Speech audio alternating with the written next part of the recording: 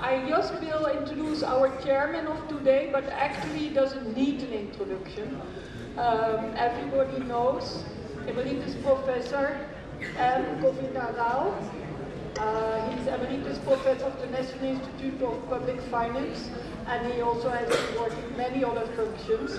So I welcome you here, and I welcome our honorable speaker.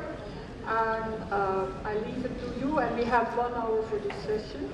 So I hope we have a nice discussion also. Thank you. Let me at the outset thank the Asian Development Research Institute for inviting me here.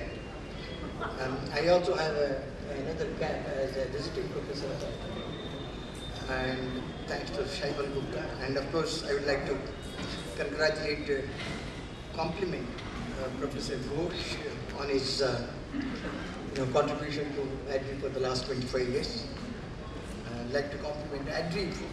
ADRI has become an adult now. So as an adult, I think you have a much greater responsibility and much greater work to do. And I have a pleasant task of introducing my good friend, Professor Anant. Professor Anant, for a long time he has been a user of statistics. Now he is a producer of statistics. I might say that he is Mr. Statistician for the country. He has done commendable work. In fact, he has been in the news, I will let you say. He has been in the news for several reasons, particularly whenever he puts out the GDP number, there are lots of people. In fact, in our country, people already know what GDP number should be. So when the GDP numbers are thrown out, some people don't like those numbers. They say that, oh, the growth rate is too fast. And then others will say, no, then the growth is still not, it's not that fast. On balance, he is all right. In fact, Dr. Reddy used to say in the Finance Commission as the chairman that, there will be some, if all the states come up and say that these fellows have done a bad job, I think we have done a good job. In the same way, I think, so in that sense, I think TCA Anant doesn't really need an introduction. But then, let me, nevertheless, for those who have not followed his thing, let me say that he is presently the Chief Statistician of India and Secretary, Minister of Statistics and Program Implementation. He taught at Delhi School of Economics for quite a few generations of students, taught them econometrics, but he says that if he talks in the classroom now about what he's going to say, the students will not stay. Anyway, he was also a member secretary of the Indian Council of Social Science Research. He has been a member of a number of expert committees in Government of India. In fact, his contributions have been quite immense, including the infrastructure index he used, he prepared for one of the finance commissions, which the next finance commission also wanted to do it, and they did it. Well, I mean, as I said, if you don't get criticized, that means that you are not doing any work. So you need to understand that. So with this, he has his publication record is, tremendous. It's enviable. Starting with in journals like American Economic Review. With this very short introduction, let me invite Professor P.C. Anant.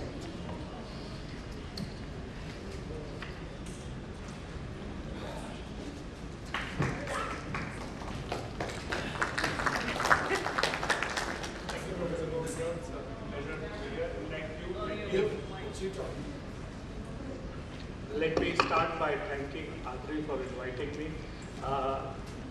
You said ADRI has become an adult. Actually, ADRI was a precocious child. So I don't think that's really an issue. But The second thing which I do want to echo you, I also want to place on record on my regard for Professor P.P. Ghosh, who has, it's not really his contribution to ADRI so much as his contribution to social science research in the country. And I really feel privileged that I've been asked to come and speak on this occasion when we are honoring him. And I also want to place on record my deep regard and honor for his achievements over the years. He has certainly built up ADRI into what it is. As I said, it was a precocious child, so I don't need to. What I'm going to do is, I decided to use this opportunity to talk to you about something about deciding what we are planning, what we measure, how we measure, what are the attributes of measurement, and use a current live discussion which is going on to illustrate these concerns. Specifically, I am going to be focusing on the measurement problems associated with the Sustainable Development Goals framework, which has been recently articulated. Just as a brief background, on the 25th of September 2015, the United Nations adopted agenda for the next 15 years with 17 sustainable goals and 169 targets. Let me be very clear that these goals are remarkable in their comprehensiveness and in the manner in which they have encapsulated the development challenge we face. As I said, my intention is not to comment on either the goals or the targets. It is a remarkable statement from the United Nations community that at the level of heads of states, a concrete statement of objectives was agreed upon, and it was unanimous across all heads of state. So, as social scientists, we should take pride in the fact that a lot of what we have said about the needs of development have found their way in the manner in which these goals have been articulated. These goals cover all aspects of development, from social, economic, environmental, governance, everything. So it's really an ambitious program of work which has been set out by the global community for itself. And I'm using these words very carefully because I do wish to emphasize that this is a global commitment. And this is going to be there in the tenor of my discussion. Katrina is here. I told her that there is a flavor of North-South. There are some who would like to think that the development challenge is an obligation of the developing countries and a responsibility of the developed countries to sort of like schoolmasters make sure that they do their job. That is not the manner in which these goals have been stated. These are being stated as universal, global obligations of all of us for the community which the globe represents. And it is in that context, and it is in that spirit, I want to turn to the challenges which we face as statisticians in devising measurement frameworks to measure the goals and targets and how far have we succeeded in it, what are the problems we are facing, and what is the character of those problems. In trying to understand these problems, you will, in a sense, come to realize what are the basic problems which we have to come to grips in measuring social sector statistics. I'm using social sector here in a very broad sense. I'm not going to get into problems of GDP measurement, which is the domain of economic statistics. But for the most part, if you leave that out, large part of the SDGs are in fact social sector issues, so these challenges will be taken in that context. India too is officially a signatory of this declaration. The Prime Minister participated in the summit where this declaration was made. The UN has further declared that this will be reviewed and followed up at the global level under the aegis of the General Assembly, in the regional level by UN regional commissions. Each country is supposed to develop its own mechanism for follow-up. Specifically in India, the principal responsibility towards this, Niti Aayog has been mandated to develop a framework in which the Indian progress on these goals will be reported. We have been parallelly mandated with them to work with them on developing the measurement framework. So, and there is a lot which has happened, and as I said, I'm not here on the specific policy elements of any one goal or what we are doing. Those are topics of separate discussion. Like in a parallel manner to the UN effort, the UN Statistical Commission took up, prior to the summit of the General Assembly where the goals were articulated, in the process leading up to the summit, to a dialogue and process to identify and formulate indicators by which the progress could be measured. I'll skip this bit. The principal emphasis which we had emphasized is that the indicators should be focused on measurable outcomes. They should look at what are the actions and derive measurement from that. More importantly, the measurement framework should be rooted in national official data. In other words, countries should take ownership of the data from which measurement is being done. The aspect of country ownership is important because without country ownership, it will be very difficult to get countries to agree on the progress which has been achieved. So this principle of rootedness in national data is something which everybody agreed, that it must be rooted in national data.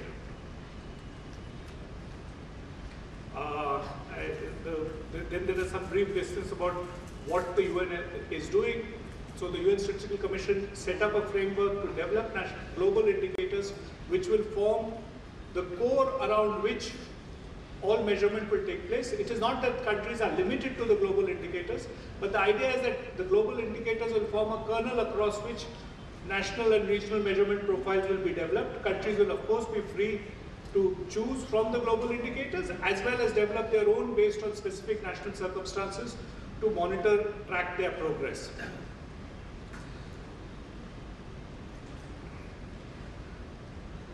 To achieve this, an expert group has been constituted. India participates in that expert group. 28 countries are members of the expert group. Many other countries, regional commissions, UN agencies, NGOs participate in the expert group as observers. The group is currently chaired by Mexico and Philippines. And it is a very active process of dialogue.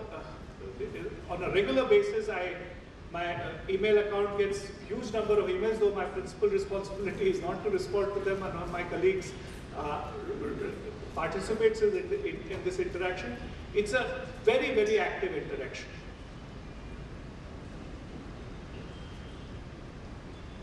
So between 2015, we had started the work, as I said, a little before the summit. So in March 2016, this expert group prepared a substantial list, pretty much covering all the goals and targets of 231 indicators to the Statistical Commission for discussion. And to give you an idea of the dimensionality of the problem, the statisticians, and this is not limited only to official statisticians, because if you notice what I said about participation in the expert group, the group also involves virtually all the leading UN agencies who are involved with the development work, many social sector groups, social society groups, civil society groups who are also involved in this, participated in the expert group. So there's a huge amount of talent which had looked at the problem of developing indicators. They came up with a list of 231. But even as they came up with the list of 231, they realized that this list suffers from serious gaps in knowledge. And they have classified, or they are working to classify this list in 3 broad categories. The first one is where the indicator proposed is well understood, methodology exists, and for the most part data exists. The second one, where the indicator is clear, methodology is well established, but there are certain limitations in the availability of data. And the third is everything else, where there's neither methodology, certainly data is not issue, there are huge problems with concepts, and so on and so forth, which I will spend a lot of time, which is where most of the challenges are. My first part is to tell you, given the comprehensiveness of the development agenda and given the depth of work which was done by this group, what in our assessment, this assessment which I'm giving you is the assessment which has been done by India. Each country is doing its own. However, our assessment is reflected and matched by similar statements by many countries, both developing and developed. Though the observations which I'm now making, are going to make here on, are from India's perspective. The first group, which I said everything is fine, we think reduces down to only 23 indicators out of the 231, less than 10%.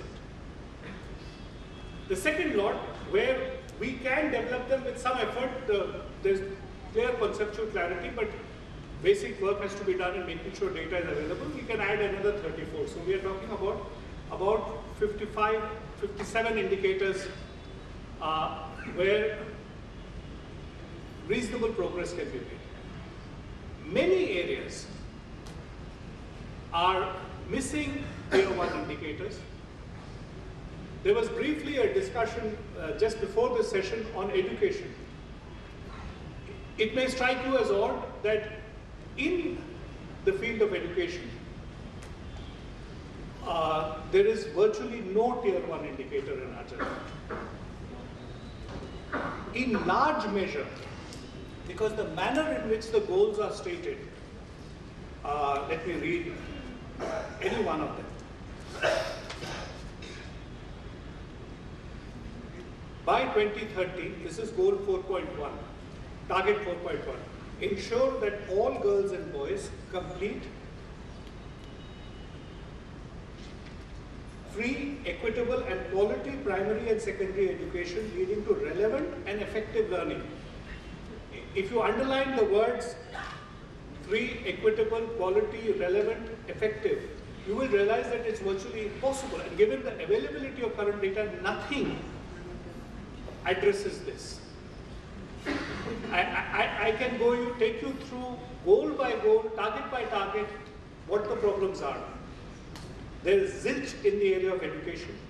There is the number 5, I don't remember these off the top of my head, so I'll have to. Number 5 is another issue which was discussed, I believe, yesterday, gender equality. There's virtually nothing, again, if you look at the goals and targets, which will qualify as a tier 1 indicator in our judgment. Virtually the entire segment on governance, means of implementation, which talks about the global partnership, and environment is also similarly empty. So, in some sense, this one table alone reflects the challenge which we face in social statistics. I think that is what Adri is trying to emphasize in the context of this seminar, that there is a huge gap. But let me emphasize, it is not merely on account of lack of resources that the statistical systems, if they were given a little more money, they could do it. It is not merely on account of that the statisticians are lazy, they don't know how to do it, we know how to do it. I will be very happy if this community were to participate, and that is really one of the reasons why I'm bringing this to your knowledge and to the fore, to participate in this dialogue as to how exactly should we measure these issues. These are gaps in our understanding. And this really is the challenge which we face as social statisticians trying to describe progress in society. And this table is merely a summary of the problem. Specifically, when we look at tier 3 indicators, we classify them, the proposed indicators, and these are the best consensus judgment which the global group of experts, to which we are also parties, so I'm not saying that we are outside of this, have tried to do. We include 5 broad groups of problems, and I'll take each one up in detail. The first one is that some of these are not statistical measures. or the measure is yet to be developed. Most of them are that they are not statistical in nature. Those are easy to describe. Some cases, the indicators are completely off the objective of the target. They are introducing some other consideration, and those are important to see because, again, the north-south element will come clear in that. In many cases, the action is different, and so on and so forth. Let me move to the specific examples. Here is target 9.4. It says by 2030, upgrade infrastructure, retrofit industries to make them sustainable with increased resource use efficiency, greater adoption of clean and environmentally sound technologies and industrial process, with all countries taking action in accordance with their respective capabilities. It is a statement with which all of us will agree 100%, and it is something which we should be doing. What is the indicator which the expert group comes up with? Carbon dioxide emission per unit of value added. I mean, leave aside the fact that I'm criticized for not measuring value added correctly, but leave that aside. Carbon dioxide, it has nothing to do with the target. Much more so, it is introducing an element in the measurement profile which has a distinct element of an external agenda. The developed world have been trying to push on to the developing world an objective which is of their creation in terms of carbon dioxide emission, that let's somehow make this part of their mission. The principal targets in this being India and China, of course, but somehow you guys should cut it down. We weren't able to do it, but that doesn't matter, now you do it. This is the first example. I had highlighted this as a seriously problematic indicator when I spoke before the UN Statistical Commission and said that this is simply not acceptable, but it's one version of the problem. Second example is one where the indicator is simply not statistics, whatever else it may be. The target talks about maintaining genetic diversity of seeds, cultivated plants, farmed and domestic animals, etc. There's a long target. I'm hoping most of you will be able to read it. I'm not going to read it. What we are proposing is neither action-based nor is it statistical in character. We are doing a simple count of number of plant and genetic resources for food secured in either the medium. It's an administrative record. They will say that we have built up an inventory of so many seeds in a gene bank or whatever. We have not got, after a year of deliberation, a single concrete suggestion on how to measure this effectively. The third problem again brings back the north-south element. Throughout the Sustainable Development Agenda, both in Goal 17 and in each one of the goals, there is a separate set of targets specifically to the fact that global community action is needed to address the specific problems which the developing world are needed. For example, poverty elimination. Target 1A ensures significant mobilization of resources from a variety of sources, including through enhanced development cooperation. I would like to add an emphasis to that, in order to provide adequate and predictable means for developing countries, in particular least developed countries, to implement programs and policies to end poverty. The proposed indicators talk about resources allocated by the government to poverty and reduction programs. And so, and this can be repeated goal after goal. I can take you through target after target where global action has been converted to national action.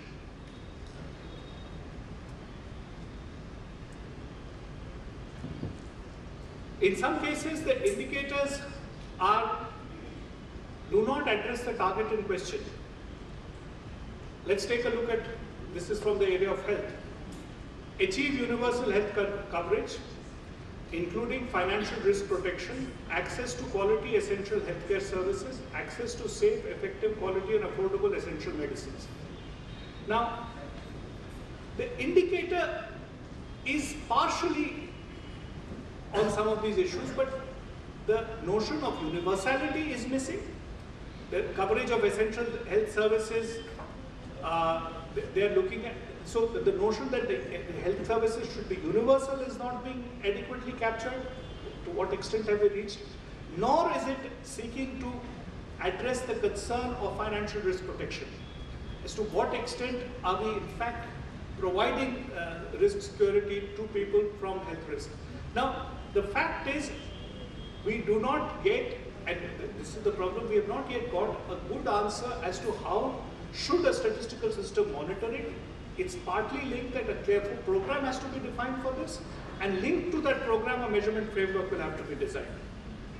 What the statisticians have tried to do in the absence of any clarity on what this should be is simply pick up something which is readily available and say, maybe we can try doing this. I'll come to the consequences of that in a bit. Then in many cases, the indicators rely on soft measurement approaches. When the morning lecture was taking place, Sabrina was talking, somebody asked about using soft approaches, perception surveys as the principal data set. And there are many such cases. Most of the governance related indicators are on that class. There are others as well. For example, in health again, might ensure universal access to sexual health, etc. The indicator which is proposed, one of the indicators which is proposed is percentage of women of reproductive age who have their, in bracket, need of family planning satisfied with modern methods. Similarly, on children, the one where the question is asking about percentage of children who have experienced physical punishment and or psychological aggression by caregivers, the metadata says that they want to do it through a survey. The problem with these is perception surveys, though widely used in the social science community, do not have an agreed methodology, nor do they have an agreed standardized framework in which they can be done. In addition, Sabrina was very nice to pick up one example which I never thought of, and she's absolutely right. She said that they suffer from a huge challenge. They can reflect the actual outcome, but they can also reflect the divergence an individual feels from his aspirational outcome. What is the relationship between these two? When do aspirations change? How do they change over the business cycle? How do they change over the political cycle? All of these are questions to which we have no answer. The indicator will change as a consequence. What does it mean? The classic danger of perception measurements as a guide to policy should be seen from the consequences of opinion polls conducted during elections. In fact, I would have recommended to Adri, maybe they should have had a session on that also, because it is often, you have a session, you have one thing on political data. It is the ease with which they can get things wrong. And the best example is the recent set of opinion polls in England on the referendum. They got it wrong. As statisticians, we know what would have happened. I don't mean to run them down. I think they do a remarkable job in trying to capture what they do. And there are many good qualities of the data with it. But if we were to use it as a guide to policy, we could end up in serious trouble. So, let me now pull this discussion through. I'll try to close here and leave some time for discussion. Where do we stand? There is clearly a whole bunch of things which we can do and we should do, where data is either readily available, we should make sure it continues to be available. In some cases, as Jean was indicating, we do have data, but it is not with the right frequency, and certainly we should try to make sure that the frequency is increased or improved so that data is ready. But there are resource issues involved there, but this is something which we can try to push for and make a case that where indicators are well conceived or can be produced, I'm making both, we should certainly take the trouble to do that. That in itself will be a huge improvement in a lot of what we describe in social sector today, and many of the questions which people have raised would be addressed even if this were done. But there is a large body of, a large set of areas where the indicators are simply not up to the mark, where we have no good idea of how to measure them. Now, this is a challenge for the research community as a whole, because in the absence of effective tools of measurement, if you were to take up measurement through proxies, through some indirect measure which is partial in character, which is possibly subject to reporting bias like in perception surveys, you run the risk that you will seriously misevaluate policy and give the wrong direction to policy. One of the reasons why we take up this whole exercise, I think in one of the discussions in the morning, I heard somebody make this point, but the reason why we measure is to give guidance to policy. Precisely. In which case, we must have indicators which we can prove formally that they are in fact speaking to the objective at hand. In the absence of that, we get into a very perverse syndrome. The statistician is told, all right, fine, produce something. I need something to put up, so he looks through his grab bag of things, gives you something which in his best technical judgment may not be the right thing to have done, but he gives it to you because a report has to be produced. Next time around, somebody else does the same thing, and it leads to perverse outcomes, and then they tell you statisticians don't know what you're doing. It's a problem we have all encountered. Many of you have done this when you do research projects. Something has to be told, so you don't really like the indicator, but you say, this is the best I can do, let me do it. But very little effort on development of indicators takes place by doing small analytical studies. They may sometimes not be possible to develop at the large scale, but focused analytical studies trying to ask the question as to exactly how do we seek to measure this.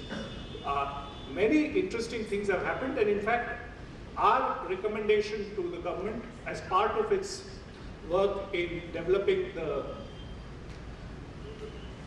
agenda for 2030, because India has formally taken on board this agenda. The Prime Minister has articulated this in many speeches, and I think it's important that we accept that this is our problem. We are, in spite of all the limitations about the north-south dimensions of how that is happening, but as a national objective, it has always been our objective.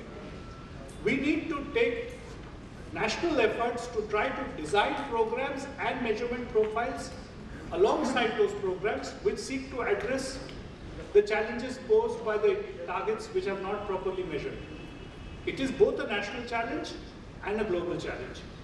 The academic community also needs to do its work, because as many people focusing on the needs of development, we have been asking for a more complex statement of the development challenge. The MDGs were criticized because they did not go far enough, because they were too limited. There were many criticisms made at that time.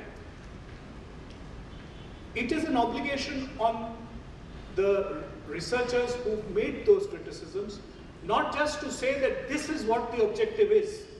And this happens in many things when we talk about gender, when we talk that, how are we going to measure it?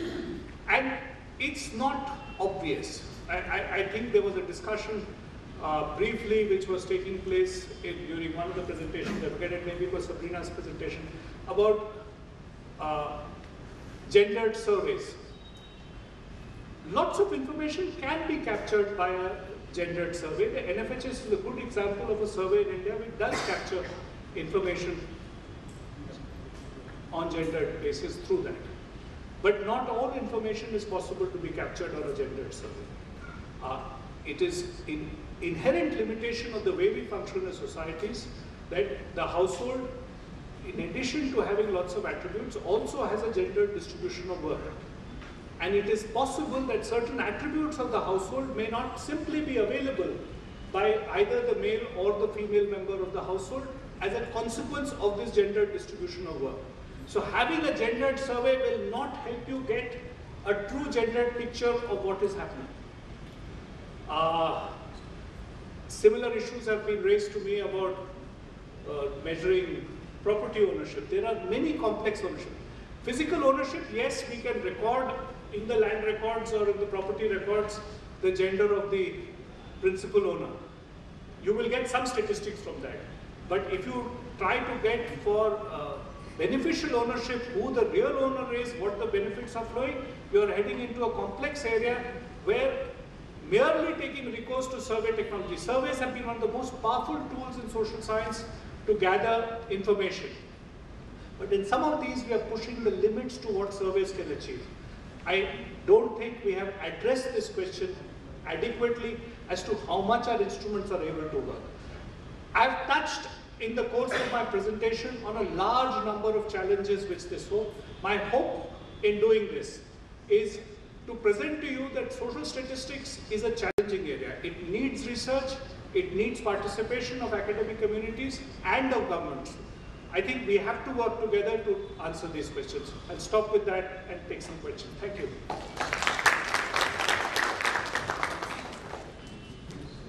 Well, that was a fascinating presentation on the challenges of operationalizing the Sustainable Development Goals.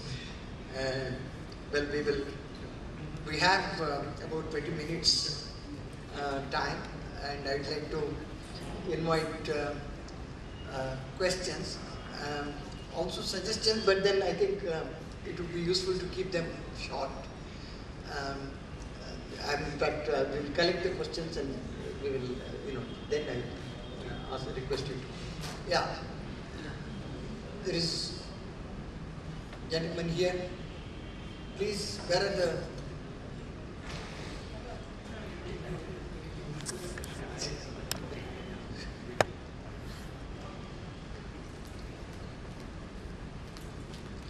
Please introduce yourself and then ask the question. Hello sir, I am Dilip from Population Research Center, Patna. Sir, this is the thing, whether the target is made not to be achieved. Sir, whether the target is made not to be achieved this way, because many of the times in the population, other TFR, IMR, many things are always targeting, but they are not getting to be achieved. Why not some other countries' lessons we have to follow and take their role models? How many countries have achieved their target? We have to know of all the things, and we have to follow their models in our country also to achieve more and more our goals and targets. Thank you.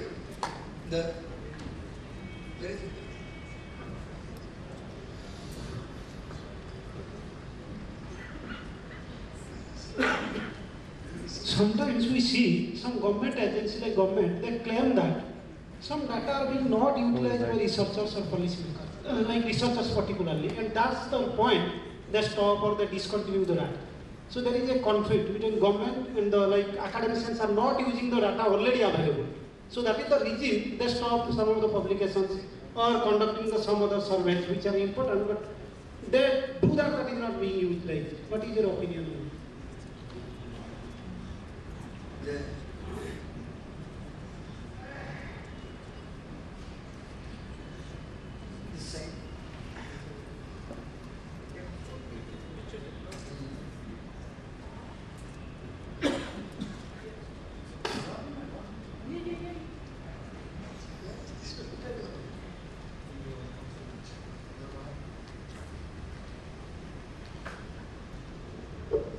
Dr. Anand Yamani.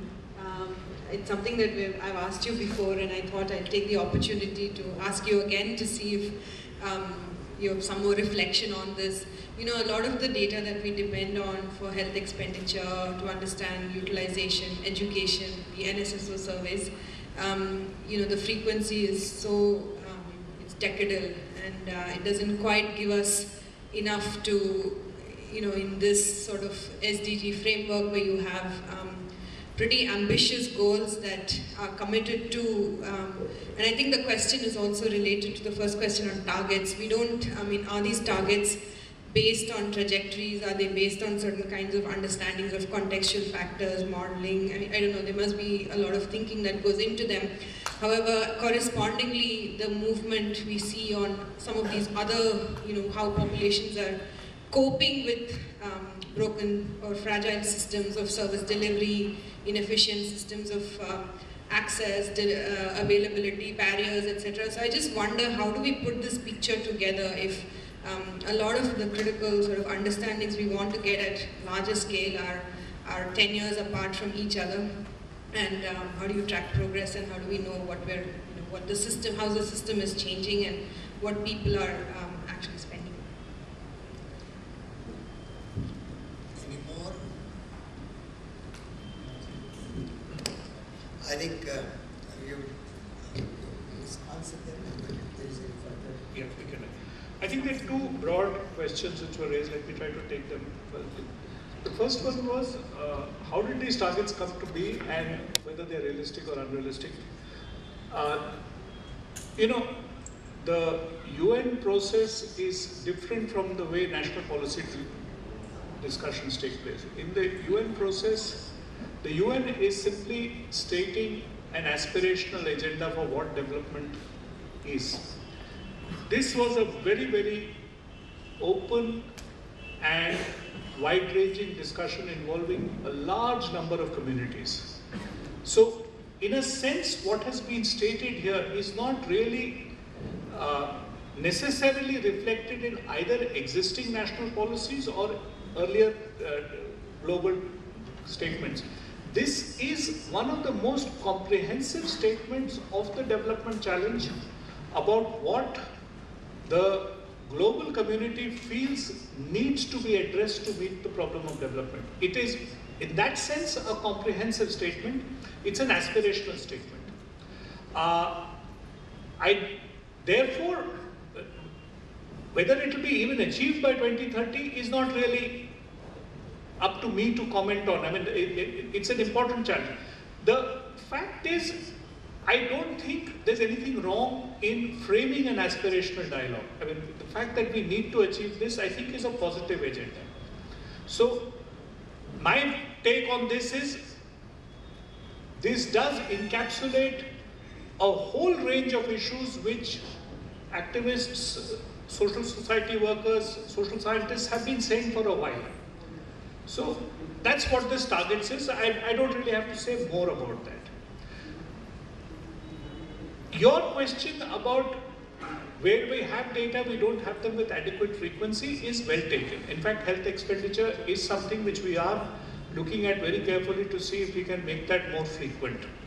The essential constraint is the size of the survey establishment and the demands which are put on it to measure different aspects of social progress. Virtually all our social measurement comes from surveys. I mean, and each one of them can be pointed out as being important. And let me not undervalue the importance of any one of them. Health expenditure is important. Sanitation, quality of drinking water is important. A whole bunch of other expenditures which we do are also important. The asset profiles are important. There's a whole bunch of things which are important which have to be measured. Given that our survey capacity at any point of time tends to be limited, we partly run into the problem of how do we schedule this. So we are trying to see how much we can expand. Some expansion has taken place. We will try to push for more. The some expansion which has taken place will get reflected in the years to come, because we have got approval to launch a regular employment survey. So once we have independent resources to measure employment regularly, one set of questions get addressed flowing out of the employment data. But more importantly, because employment has been provided independent resources, it doesn't provide constitute a demand on the existing survey network, so some things can be used, expanded to fill up that space. This is one part of the problem, but this is not the only reason. The other reason is we also create problems for ourselves.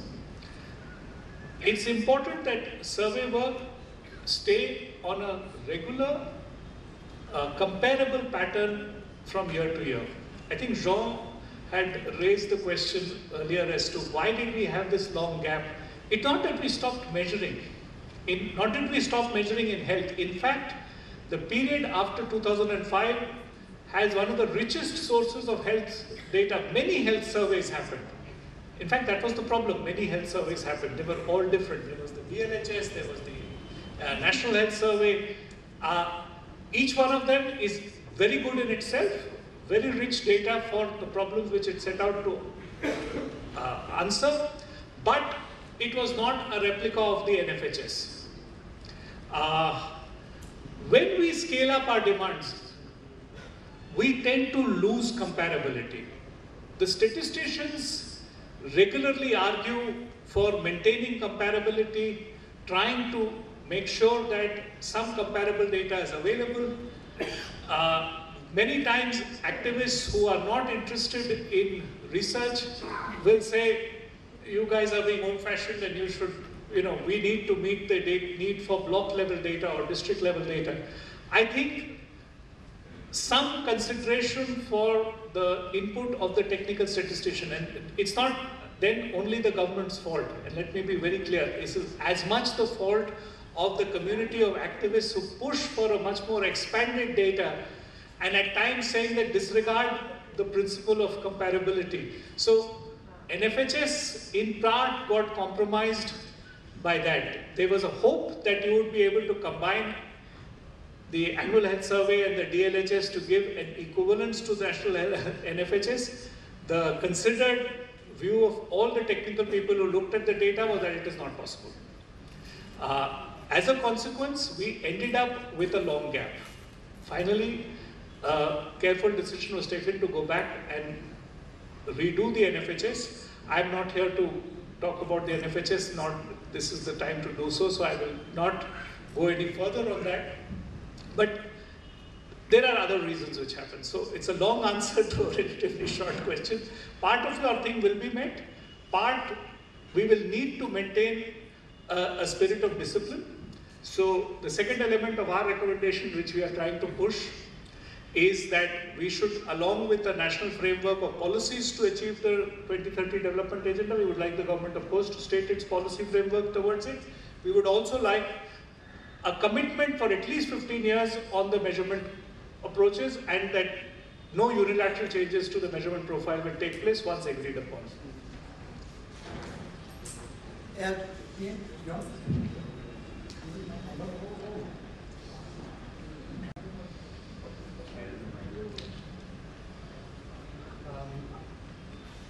I'm not completely convinced by the explanation for this 10-year gap in the NFHS, but anyway, I'm hoping that in the future it will be more regular. But it's not just the NFHS. I mean, the rapid survey on children data is not being released. The socioeconomic and caste census data is not being released. Labour Bureau in Shimla is almost dead, so far as I know. National Nutrition Monitoring Bureau has been shut down.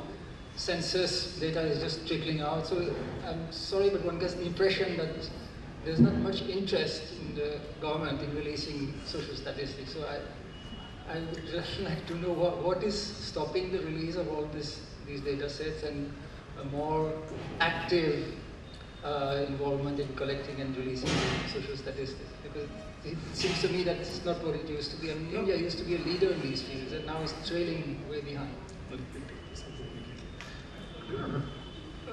Let me just quickly respond to Jean. Insofar as the census is concerned,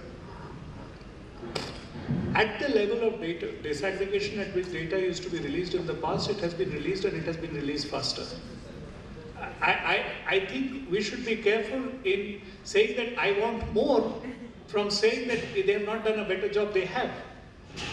Compare the dissemination time between of the 2001 census and the 2011 census, the results have come out faster.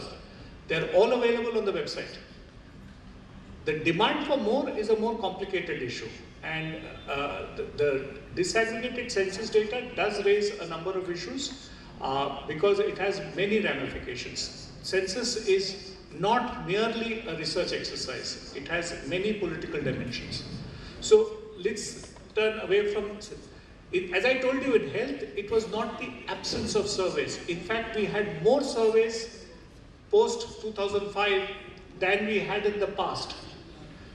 In fact, that is part of the problem.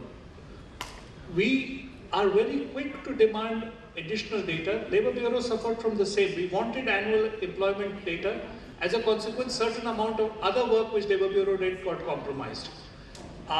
Without necessarily paying heed to the needs of continuity. This is not entirely the problem of governments. Governments react to demands.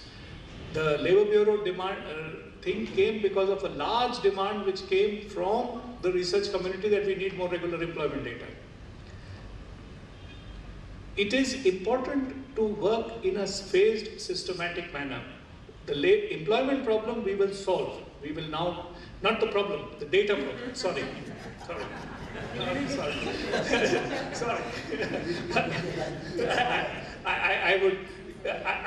We will give more frequent data on that. I'm not in a position to speak whether that will solve the problem or not. It may make it worse. But that's really the problem, that we need to stay consistent. That's why I said once we agree on a reporting framework, I would also like that to be protected. Well, I think we are nearing the time. I think I should, before I close, I would like to make a very few observations. This is SDC is a global application, as you said, and we have made, you have made a very appropriate assessment of the work that needs to be done and the challenges needs to be met.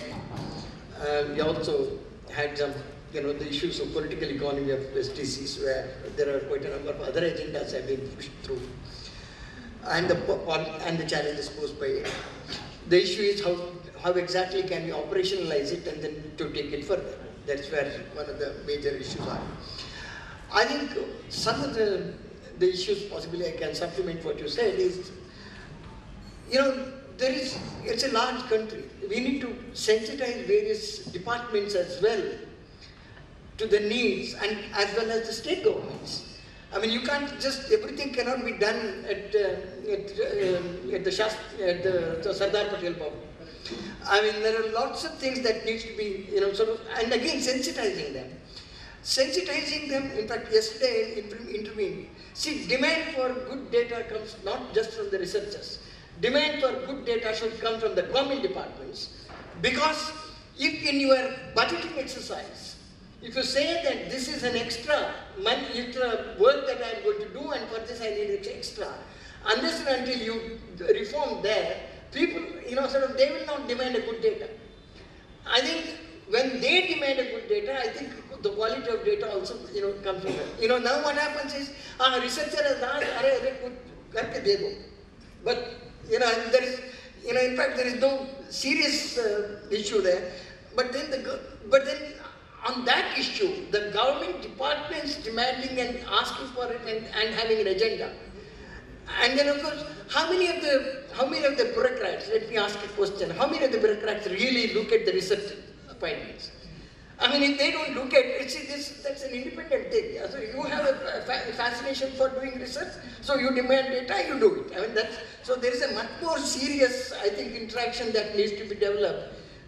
One, the government departments demanding for the data, and the second, a much greater interaction between the researchers and the policy makers. And, unless and until you use these data and set the annual goals, I mean, I know that many of these cannot be measured, but then those that can be measured, you need to really set, operationalize and set an annual goal, and then the departments will have to pursue those issues. I thought I will make this additional sort of supplement to what you said. And US has been an extremely useful, valuable contribution to the conference.